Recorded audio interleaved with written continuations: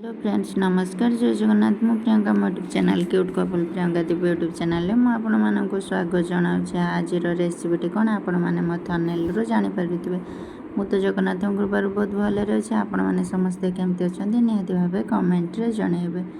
प्रथम कौन कली ना कड़ा गरम करके पोटल आलू को भल भाव भाजी नेली। पोटल आलू सीझीगला गोटे जगार पोटल आलू को बाहर करनेली। तापर कड़ारे आउ टिके अल्प तेल देकी फुटण पकईके तापर फुटण टिके फुटीला पियाज को पकई पियाज गोल्डन ब्राउन कलर है जाए मुझे भल भाव भाजी नेली। तापर छेचिकी रखी जो छेचा मसला अदा रसुण पेस्ट ताकू पकईकी स्वाद अनुसार लुण हलदी को पकईकी किसी समय गोले गोले भाजी नहीं किसी समय गोले गोले टांगे टांगे देखो भाजुची। काटिकी से रखी बिलाती पकई नेली।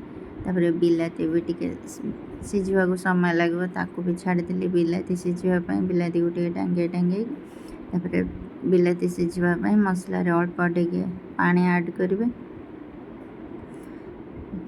तापर जीरा गुंड लंका गुंड आ करी पाउडर सब मसला को ऐड करदे। आपण इच्छा अनुसार जेकोसी मसला पकई पारे। देखो मुझे पकईकी मसला को देखो मसलू केमती तेल छाड़ी आसला। मसलू जो तेल छाड़ी आसपे जानवे मसलाटी भल भाव होगला। आ मसला को सब बेले सिम करके भाजवा को चेष्टा करेंगे ना मसलाटी पोड़ी आप तरकारी भी पोड़ से पोटल आलू को जो भाजिकी रखी थी गोले गोले की भाजी नेली। किसी समय देखो मुझे भाजुची भाजिला कौन करेंगे ना आप पानी ऐड करेंगे। से पानी ऐड करदेली तरकारी फुटापी किसी समय लगे से छाड़ीदे फुटापी।